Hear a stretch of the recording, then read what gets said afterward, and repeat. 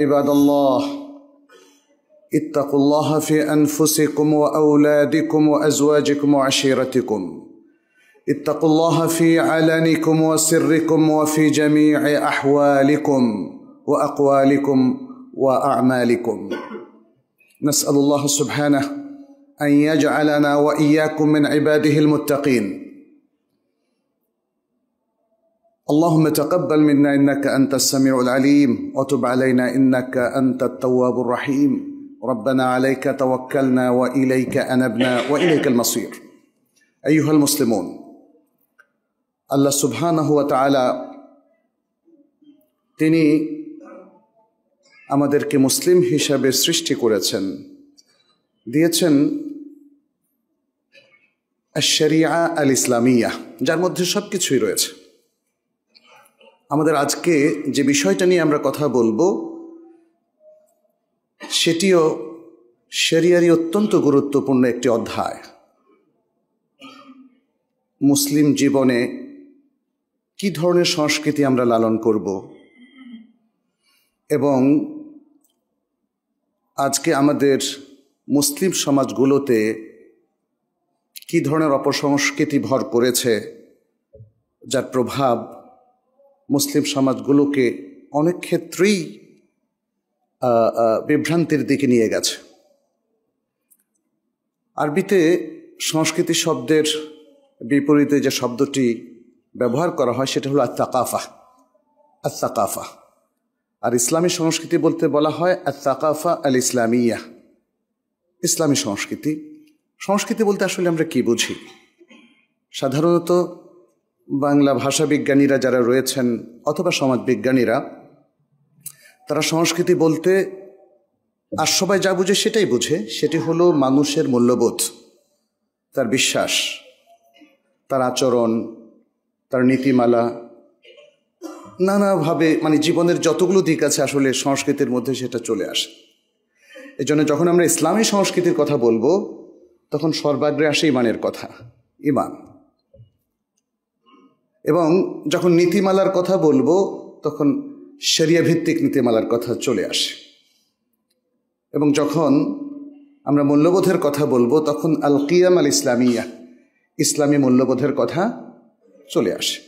অতএব ইসলামী সংস্কৃতিটা হলো যে ইসলামের যে ইউনিভার্সাল বিলিফ আছে, ইমান আছে বা ইমানি নীতিমালা আছে, তাকওয়া আছে, মূল্যবোধ আছে এবং ইসলামী যে আদাব আখলাক আছে তার আলোকে জীবন পরিচালনা করাটাই হলো ইসলামী সংস্কৃতি। আর এর সাথে সাংঘর্ষিক যা কিছু আছে সেটাই ইসলামের দৃষ্টিতে অপসংস্কৃতি। যা কিছু আমাদের ইমানকে আঘাত করে অথবা ইমানের বাইরে আমাদেরকে নিয়ে যায়, ঠেলে নিয়ে যায়, যে মূল্যবোধ একজন মুসলিমের হতে পারে না, অন্য খান থেকে ধার করা, অন্য জাতির মূল্যবোধকে ধারণ করা, এটা অপসংস্কৃতির অন্তর্ভুক্ত। যে নীতিমালাগুলো আমাদের ইসলামের সাথে যায় না, কোরআন এবং সুন্নাহর সাথে যায় না, সেগুলো সবই হচ্ছে অপসংস্কৃতি। যে আচরণ, যে কথাবার্তা, অন্যের সাথে যে ইন্টারাকশনগুলো আমাদের ইসলামী মূল্যবোধের সাথে যায় না, এগুলো সবই হচ্ছে অপসংস্কৃতি। মুসলিম সমাজে আজকে এই ধরনের অপসংস্কৃতিতে সয়লাভ হয়ে গিয়েছে, ঠিক কিনা? তাই না? ব্যক্তিগতভাবে যদি আমরা জিজ্ঞেস করি যে আপনি কি এটা পছন্দ করেন, তাহলে অনেকেই বলবে যে না, ইসলাম বিরোধী জিনিসগুলো আমরা আসলে পছন্দ করি না। কিন্তু আবার মুসলিম সমাজে তাহলে এগুলো গেড়ে বসলো কি করে, তাই না? এ বিষয়টা আজকে আমাদের ভাবতে হবে।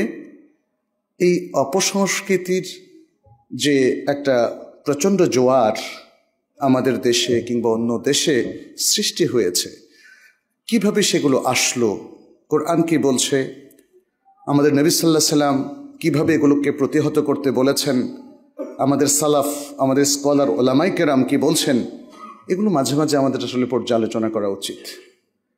আমরা শুধু বলে দিলাম এটা করা যাবে না, ওটা করা যাবে না, এতটুকু আসলে যথেষ্ট নয়।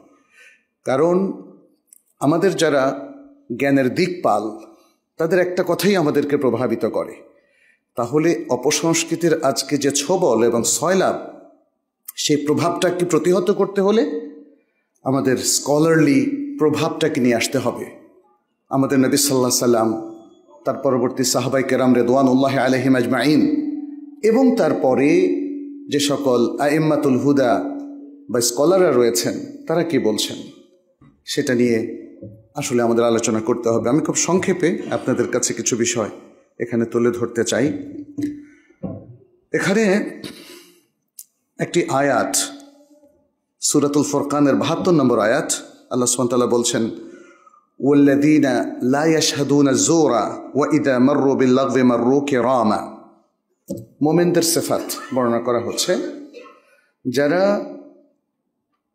মিথ্যাচারমূলক অথবা মিথ্যার উপর ভিত্তি করে যে সকল রিচুয়াল অথবা আয়োজন সমাজে রয়েছে, যারা সেগুলোতে উপস্থিত হয় না, সেগুলোকে প্রত্যক্ষ করে না, আর অনর্থক কোনো কথা বা কোনো ঘটনা ইভেন্টের পাশ দিয়ে যখন তারা অতিক্রম করে, তখন তারা সম্মানিতদের মতো করে চলে যায়, অর্থাৎ সেগুলোতে তারা নিজেরা জড়ায় না।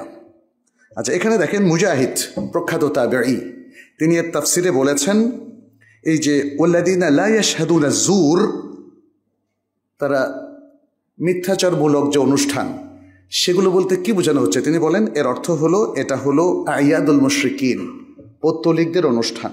এটা হলো পৌত্তলিকদের অনুষ্ঠান। অনুরূপ কথাই বলেছেন আর রাবি' ইবনু আনাস, আল কাদি আবু ইয়ালা এবং আদ-দাহাক।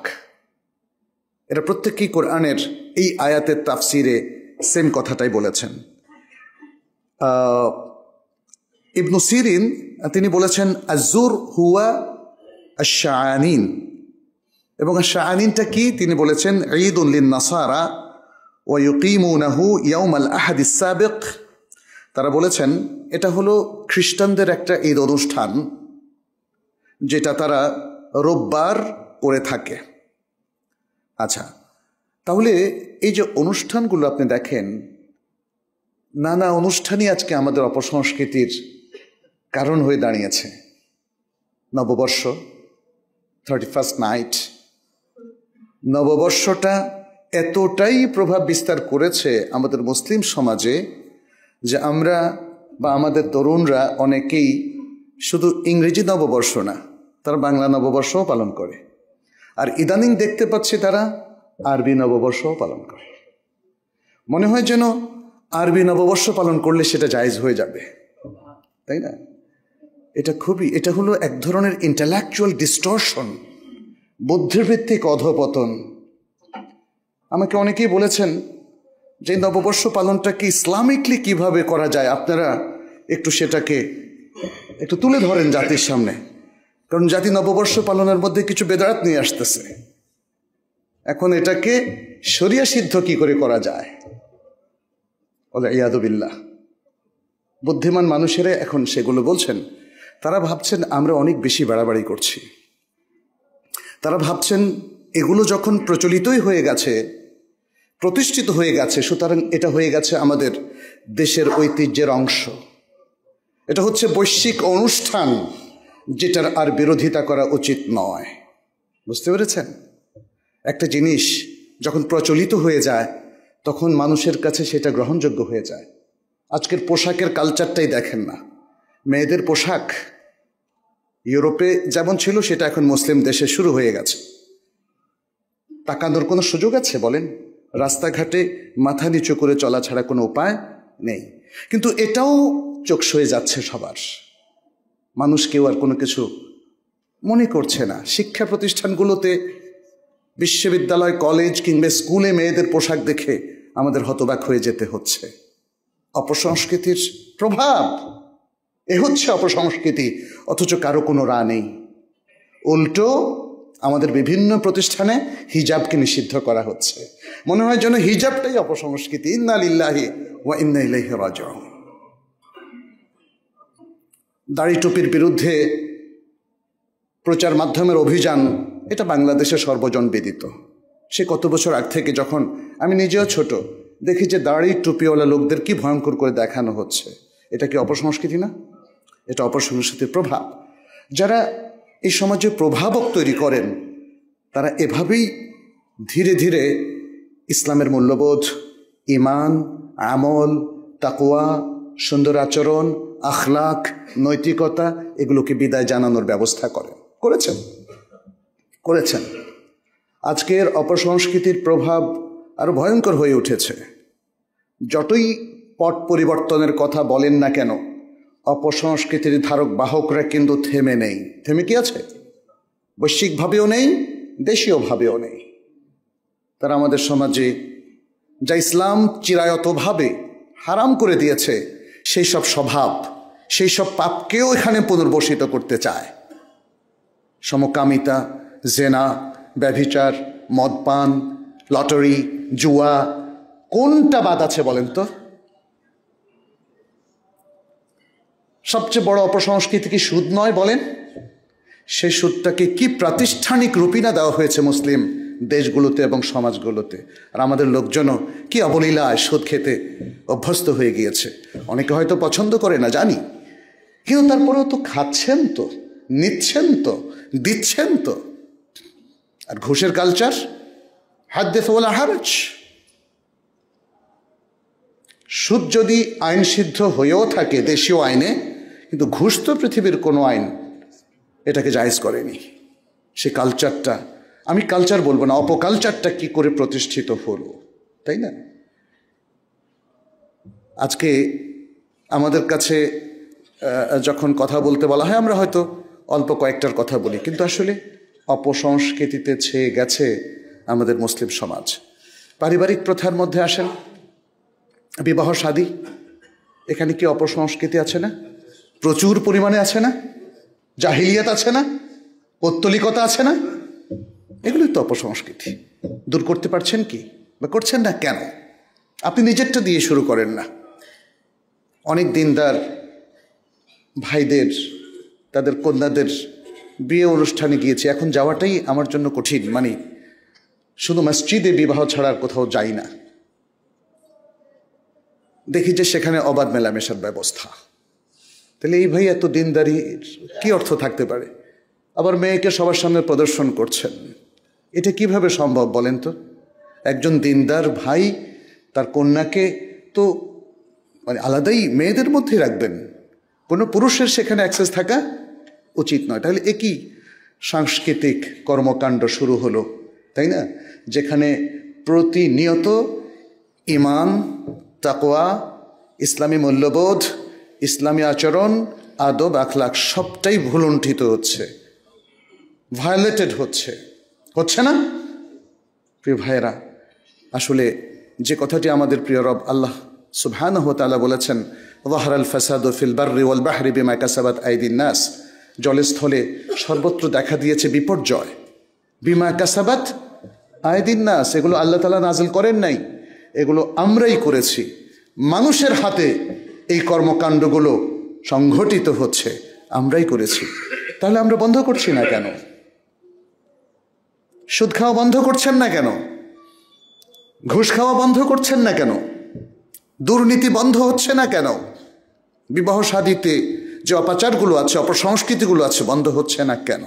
কারণ আপনি আমি এটা বন্ধ করছি না বা করতে আগ্রহী নই। অতএব ওয়াজ কোনো কাজে আসবে না যদি আমরা সিরিয়াস না হই। এখানে আরো দু একটি বিষয় একটু তুলে ধরতে চাই। ইসলাম কি তাহলে কোনো আনুষ্ঠানিকতায় বিশ্বাসী না? কোনো সব অনুষ্ঠানকে কি হারাম করে দিয়েছে? না, সব অনুষ্ঠানকে হারাম করেনি। ইসলাম হচ্ছে একটা পবিত্র জীবন ধারণ পদ্ধতি, পবিত্র জীবন ব্যবস্থা, পবিত্র, এখানে কোনো অপবিত্রতা নেই। ফলে ইসলাম যে কোনো ধরনের শিরক, কুফরি, পৌত্তলিকতা, অনাচার, ব্যভিচার, পাপ এবং অন্যায়, দুর্নীতি সব কিছু মুক্ত একটা সুন্দর বিধান দিয়েছে আমাদেরকে। সেই বিধানের আলোকে পরিচালিত হলে সমাজটাও পবিত্র হবে, এবং সেই বিধানের আলোকে পরিচিত হলে রাজনীতিটাও পবিত্র হবে। সে বিধানের আলোকে পরিচালিত হলে ব্যবসায়িক সবকিছু পবিত্র হবে, হবে না?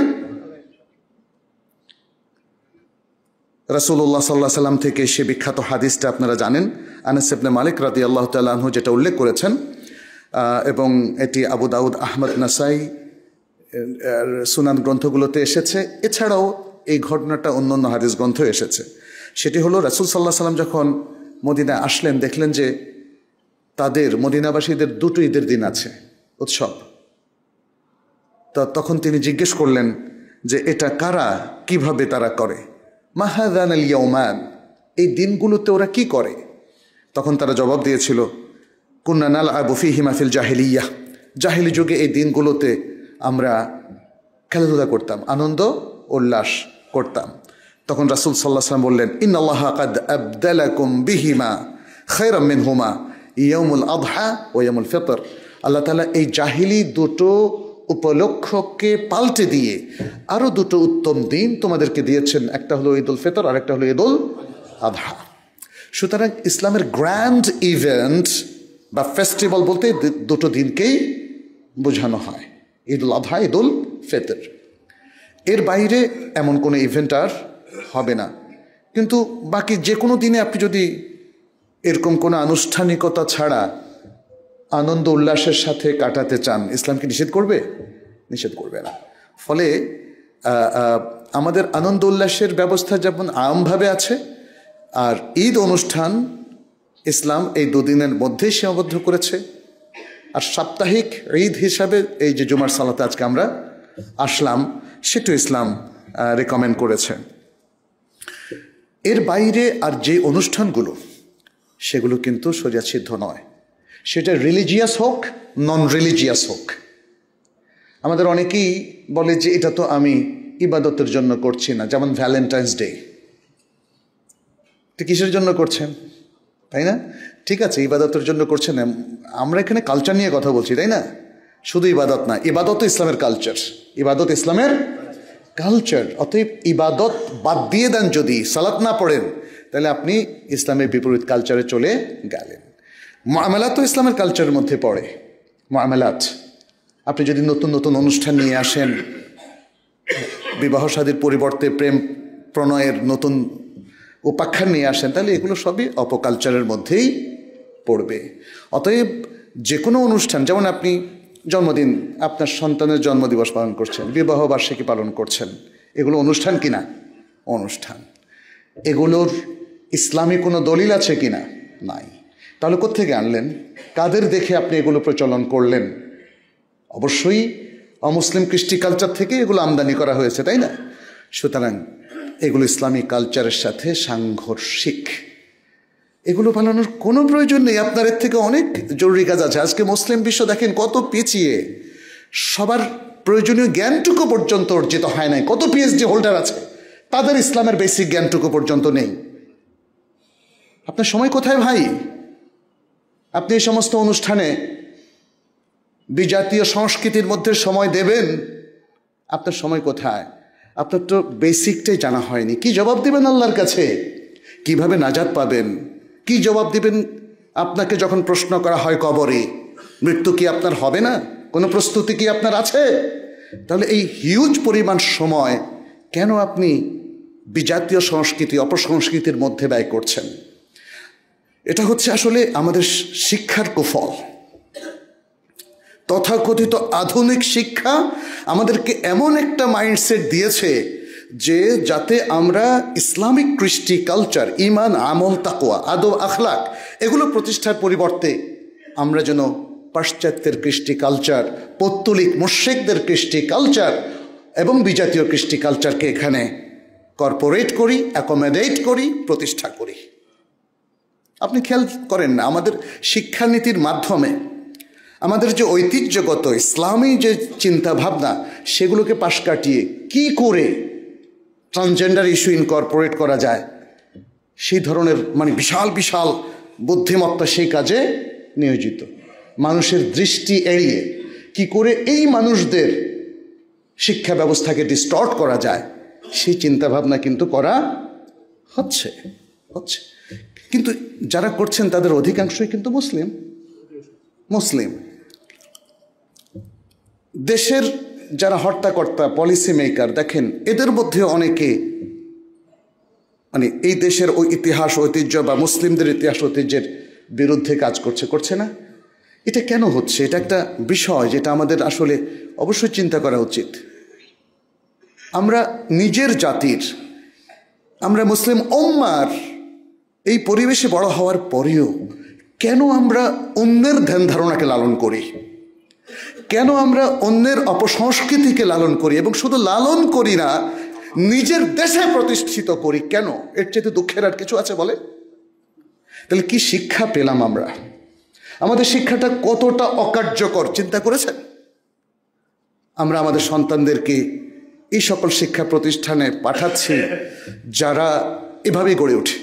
আমরা দেখেছি এদেশের প্রমিনেন্ট অনেক রাজনীতিবিদ, অনেক ব্যক্তি, অনেক সমাজবিদ, তারা কিন্তু বড় বড় আলেমের সন্তান, কিন্তু ইসলাম বিরোধিতাই ছিল তাদের মূল কাজ, এবং এখনো অনেকের আছে।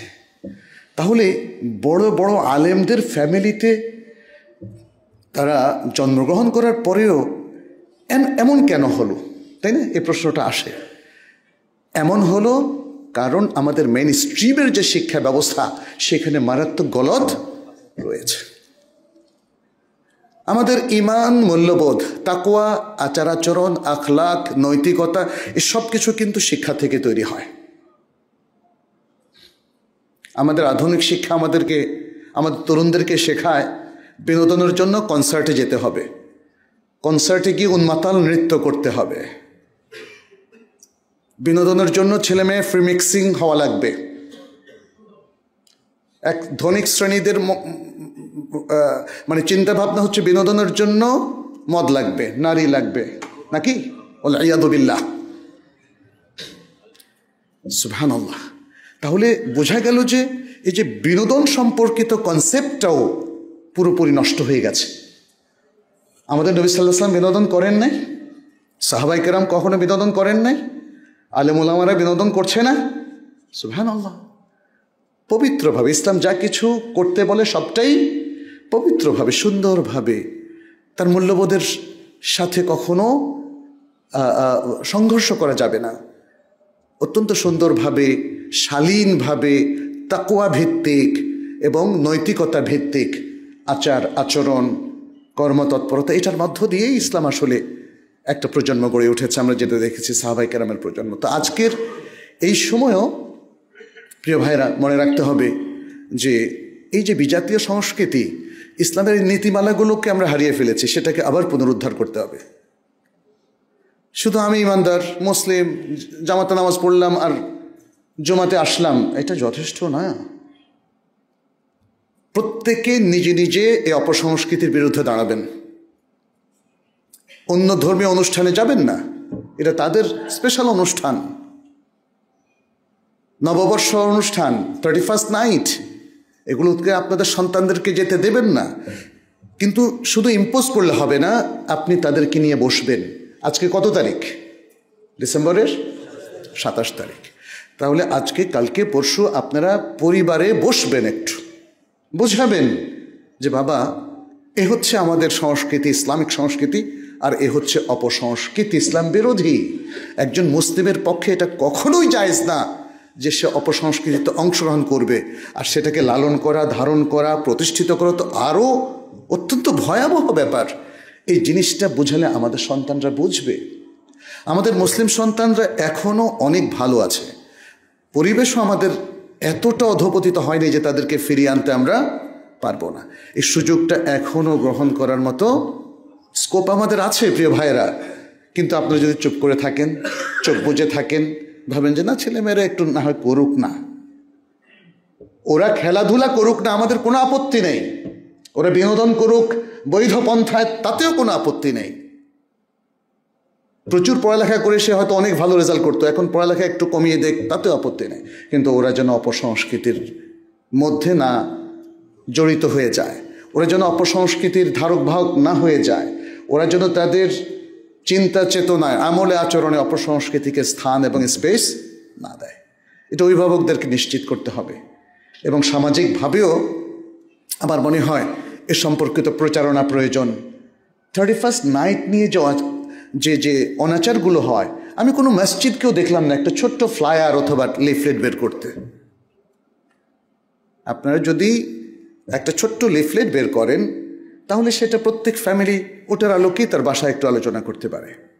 নববর্ষ নিয়ে সারা বিশ্বের মুসলিম স্কলাররা আগে বা পরে কি বলেছেন, ফাতোয়ার একটা ছোট্ট কালেকশন হতে পারে না? বলেন তো, ছোট্ট একটা বুকলেট হতে পারে। এটাও তো করার মতো ধৈর্য আমাদের কারো নাই দেখি, পয়সাও বোধ হয় কারো নাই। অন্যায় অবিচার করার মতো কোটি কোটি টাকা আছে, আর ভালো কাজ করার জন্য 5,000 10,000 টাকাও আমাদের সাহসে কুলায় না। তা আমি আসলে এগুলো আপনাদের দৃষ্টি আকর্ষণ করছি। সামনের দিনগুলোতে আমাদের কাজ করার অনেক স্কোপ আছে। এখনকার যে পরিবেশ পরিস্থিতি বাংলাদেশে, আমরা অনেক কথা বলতে পারি, অতএব সত্য কথা বেশি বলুন, সত্যের দিকে মানুষকে আহ্বান করুন। আমাদের মধ্যে এতকাল যাবৎ যে জঞ্জাল, যে অনৈতিকতা, যে অন্যায় অবিচার দুর্নীতি জমেছিল, সেগুলোকে ঝেড়ে ফেলে দিন। সমাজকে পবিত্র করুন, নিজেকে নিজের পরিবারকে পবিত্র করুন এবং আমাদের জীবনকে পবিত্র করুন। যদি তাই করতে পারি তাহলে আল্লাহ সুবহানাহু ওয়া তাআলা তিনিও কিন্তু ওয়াদা করেছেন, তাকিদ সহকারে ওয়াদা করেছেন, ফালানুহিয়ান্নাহুম হায়াতান তাইয়্যিবা। অবশ্যই আমরা তাদেরকে একটা পবিত্র জীবন দান করব। পবিত্র জীবনের জন্য নিজেদেরকে প্রস্তুত করুন, তাহলে আল্লাহ তাআলা আমাদেরকে পবিত্র জীবন ইনশাআল্লাহ নির্ধারণ করে দিবেন। আমরা আল্লাহর কাছে সেই দোয়া করি আর যে অপবিত্র অকেশনগুলো, এগুলোকে প্রতিহত করার সর্বাত্মক ব্যবস্থা করবেন ইনশাআল্লাহ। আর আমরা যেন বিশেষ করে আমাদের শিক্ষার মূল বিষয়গুলো আমরা ধারণ করি, আমাদের শিক্ষা যেন সঠিক নৈতিকতামুখী এবং আদর্শমুখী হয়, ঈমানমুখী, তাকওয়ামুখী হয়, সেদিকে আমরা খেয়াল করব। তাহলে আমরা আশা করি যে অপসংস্কৃতির এ জোয়ার বন্ধ হবে, আবারও ইসলামী সংস্কৃতির সুবাতাস আমাদের জীবনে বইতে শুরু করবে। আল্লাহর কাছে দোয়া করি তিনি যেন আমাদের সবার জন্য সেরকম একটা সুন্দর পরিবেশ দান করেন। আকুলু কাউলি হাদা ওয়া আস্তাগফিরুল্লাহ লি ওয়া লাকুম ওয়া লিসাইরিল মুসলিমিন ফাস্তাগফিরুহু ইন্নাহু হুয়াল গাফুরুর রাহিম।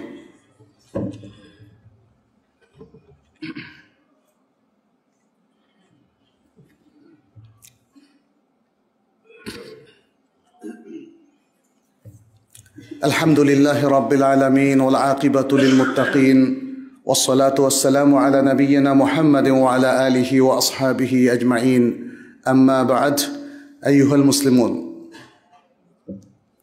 كونوا عباد الله الصادقين المؤمنين المخلصين واتبعوا سنة نبيكم وسيرته في جميع حياتكم فإن النبي صلى الله عليه وسلم قدوة وأسوة لنا ولجميع الأمة، حيث قال الله سبحانه وتعالى لقد كان لكم في رسول الله أسوة حسنة। রাসূলুল্লাহ সাল্লাল্লাহু আলাইহি সাল্লামের মধ্যেই রয়েছে আমাদের উত্তম আদর্শ, তিনি আমাদের রোল মডেল, তিনি আমাদের কদওয়া। অতএব আসুন আমরা প্রত্যেকেই জীবনের প্রত্যেকটা ক্ষেত্রে নবী সাল্লাল্লাহু আলাইহি সাল্লামকে অনুসরণ করি। আমাদের যে কোনো জাতীয় কিংবা বৈশ্বিক সমস্যার সমাধান নবী সাল্লাল্লাহু আলাইহি সাল্লামের সুন্নাহ এবং সিরার আলোকেই যদি মুসলিম হিসেবে আমরা নিতে পারি, তাহলে আশা করি আমাদের ডিসিশন কখনো ভুল হবে না এবং একটা জাতি হিসাবে আমরা কখনো পথ হারাবো না। কিন্তু মুসলিম যদি নবী সাল্লাল্লাহু আলাইহি সাল্লামের সুন্নাহ এবং সিরা বাদ দিয়ে অন্য কোথাও তার সমাধান খোঁজে, সে সত্যিকার পথ কখনো পাবে না এবং পথ হারানোটা নিশ্চিত। এবং সেটি ঘটেছে আমাদের মুসলিম সমাজগুলোতে। ফলে আজকে আমরা যেটা দেখতে পাচ্ছি, আমাদের ওই দুর্বলতার সুযোগ নিয়ে নানাভাবে ঢুকে পড়েছে অমুসলিম স্বার্থান্বেষী নানা চক্র। তারা আমাদের শিক্ষার মধ্যে ঢুকে পড়েছে, আমাদের সাংস্কৃতিক জগতে ঢুকে পড়েছে, আমাদের বিশ্বাস, আমাদের মূল্যবোধের মধ্যেও তারা ঢুকে পড়েছে। ফলে আজকে মুসলিম নামধারী হয়েও দেখা যাচ্ছে ভিন্ন মূল্যবোধ, ভিন্ন বিশ্বাস, ভিন্ন আচরণ আমাদের মধ্যে কাজ করছে। একটাই উপায় এ থেকে উত্তরণের, সেটি হচ্ছে আর রুজু ও ইলাল কিতাবি ও সুন্নাহ, কোরআন এবং সুন্নাহর দিকে ফিরে আসা এবং নবী সাল্লাল্লাহু আলাইহি সাল্লামকে আমাদের একমাত্র রোল মডেল এবং কদওয়া হিসাবে বিশ্বাস করা। এখানে আরও দু একটি উদ্ধৃতি আমি একটু দেব। সেটি হচ্ছে একটা বিশুদ্ধ হাদিস যেটি আবু শেখ আল আসবাহানি এবং বাইহাকি সহিহ সনদে বর্ণনা করেছেন ওমর ইবনুল খাত্তাব রাদিয়াল্লাহু তাআলা আনহু থেকে। তিনি বলছেন, ইয়াকুম ওয়া রাতানাতাল আআজিম ওয়া আন তাদখুলু আলাল মুশরিকিনা ইয়াওমা ঈদিহিম ফি কানাইসিহিম ফাইন্না আস-সাখতাতা তাতানাজ্জালু আলাইহিম, তোমরা অনারব বলতে তিনি বোঝাচ্ছেন অমুসলিমদের মূলত অনুষ্ঠান তোমরা পরিহার করবে এবং মুশরিকদের অনুষ্ঠানের দিনে তাদের উপাসনালয়ে গমন করবে না, কারণ সাখতা অর্থাৎ আল্লাহর পক্ষ থেকে গজব এবং রাগ ক্রোধ নাজিল হয়। কারণ শিরকি বা পৌত্তলিক অনুষ্ঠান প্রত্যেকের ধর্মীয় ব্যাপার ঠিক আছে, বাট আল্লাহ সুবহানাহু ওয়া তাআলা ঈমান, আমল, তাকওয়া ছাড়া অন্য যে কোনো কর্মকাণ্ডে তিনি খুশি হন নাকি বেজার হন, সে কথাটাই হাদিস উল্লেখ করা হয়েছে। আর বাইহাকি ওমর ইবনুল খাত্তাব রাদিয়াল্লাহু তাআলা আনহু থেকে আরেকটা বর্ণনা এভাবে করেছেন, তিনি বলেছেন, ইজতানিবু আবা আল্লাহি ফি ঈদিহিম, আল্লাহর শত্রুদের ঈদ অনুষ্ঠানে ওই অনুষ্ঠানকে তোমরা পরিহার করো। ইমাম ইবনে তাইমিয়া রাহিমাহুল্লাহ বলেছেন, হাযা উমর নাহা আন তা'লিমি লিসানিহিম ওয়া আন মুজাররাদ দুখুলিল কানিসাতি আলাইহিম ইয়াওমা ঈদিহিম ফাকাইফা বিফি'লি বা'দ আফআলিহিম। তিনি বলছেন, ইনি হচ্ছেন উমর রাদিয়াল্লাহু তাআলা আনহু, যিনি তাদের অর্থাৎ অমুসলিমদের ভাষা শিখতে এবং তাদের উপাসনালয়ে গমন করতে, তাদের অনুষ্ঠানের দিনে তাদের উপাসনালয়ে গমন করতে নিষেধ করেছেন। তাহলে ওই বিষয়টা কি হবে যে আমাদের কেউ যদি তাদের সেই কাজে অংশগ্রহণ করে, তাদের ঈদ অনুষ্ঠানে তারা যা করে আমাদের কেউ যদি তা করে, তাহলে কি হবে, সে প্রশ্নটি তিনি এখানে তুলে ধরেছেন। তার মানে বলতে চাচ্ছেন যে আসলে এই জিনিসগুলো এখানে শুদ্ধ নয়।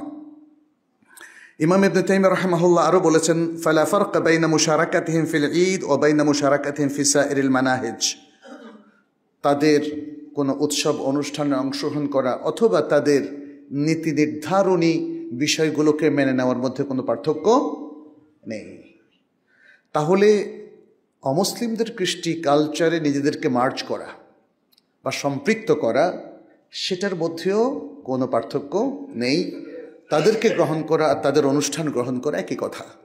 এই জন্যই আমরা দেখি যে মুসলিমদের মধ্য থেকে যারা অমুসলিমদের কৃষ্টি কালচারকে গ্রহণ করে ফেলেছেন, তারা আর মুসলিমদের মতো চিন্তাভাবনা করতে পারছেন না, বরং ইসলাম বিরোধী চিন্তাভাবনাকেই তারা প্রগতিশীলতা মনে করেন, উন্নয়ন মনে করেন ইত্যাদি। এখানে আরেকটা ছোট্ট কথা আমি একটু বলি। আমাদের মুসলিম বিশ্বের নানা দুর্বলতার সুযোগে, গাফলতি এবং অসতর্কতার সুযোগে আমরা দেখতে পাচ্ছি বিদেশি প্রচুর এনজিও কাজ করছে এবং তারা কাজ করছে উন্নয়নমূলক।